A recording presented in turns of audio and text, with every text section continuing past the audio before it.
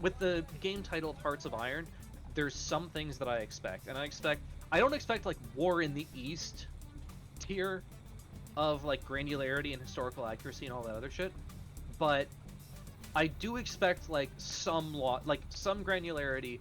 If they'd made a new title, like if they'd made, I don't know, World, like they called it World on Fire or some shit, and they'd made it like super casual, super simplified to appeal to the wider demographic, I wouldn't be as upset, because then I can look at it and go, oh, this game is manifestly not for me.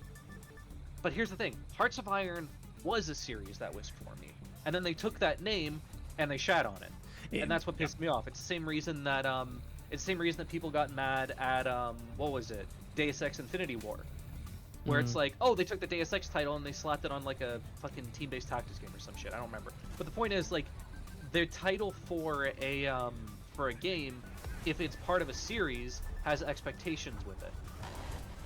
The heck is that? Rockin' Off. Oh probably. my god. Yep, Rockin' Off's mine. I think this has been like the crux of most video game controversies over the last, like 5 years or so, maybe 10 years. Has been basically corporations looking at niche awesome games and being like, how can we expand this to the broader community so we can make more money on it? And then they absolutely fuck over their core audience because their audience liked it for its niche. Yeah.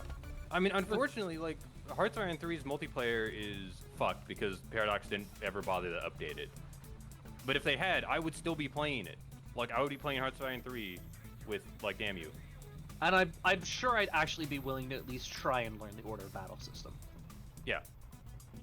Like hell, I'd be willing, if that multiplayer wasn't fucked, I'd be willing to do the entire OOB myself at the start just to get it set up and moving. Like, it's worth it because the game itself is really, honestly, pretty good. Wow. Fucking another AM1. As we were talking about. So, so it's like, in terms of that, and the worst part is, like, it's not that we don't like Paradox. It's the fact that Paradox had a whole bunch of games that we really enjoyed, and through a combination of dumbing them down to try and suit a wider core audience, and having AI that couldn't pour water out of a boot with instructions written on the heel, it's like it squandered all the goodwill. Like, it used to be that I saw Paradox as a game company, and it's like, oh, okay, that means that I can expect a certain amount of things. Yeah, there'll be a lot of DLC, but the game will still have to be worth it. EU4. Nowadays, I see the Paradox title, and I think, oh, the game quality is going to be ass, and it's going to have 500 DLCs. It's not worth it. Oh, I got that. T-55's Cannon Breach. Nice. So, like, for example, Millennium. That's a game. I'm starved for 4X games. I love 4X games. I do not have that game because I saw the Paradox title on it and thought, this is going to be a problem. I want to see if it's worth buying before I spend money on it. And lo and behold, it's got all the same Paradox problems we expect.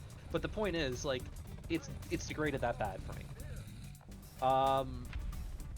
I don't know, do you like opera or death metal? Which is better?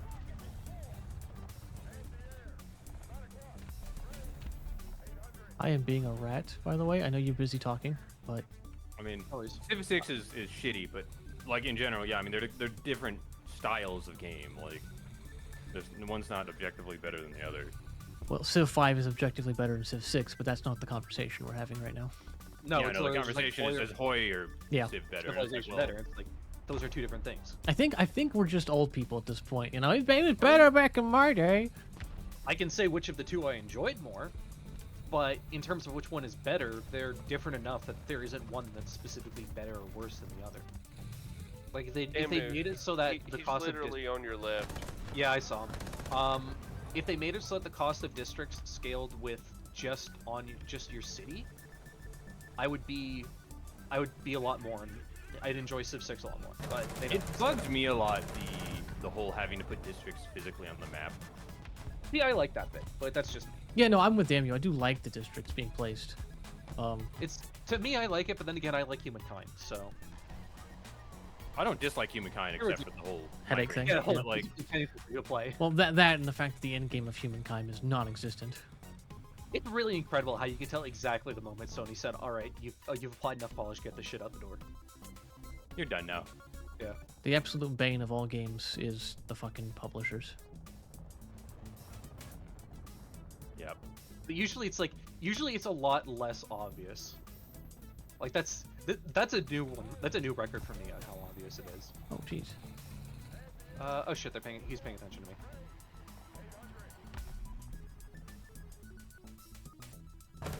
Yeah, no, I don't like a lot of the design decisions that they undertook with Civ 6, but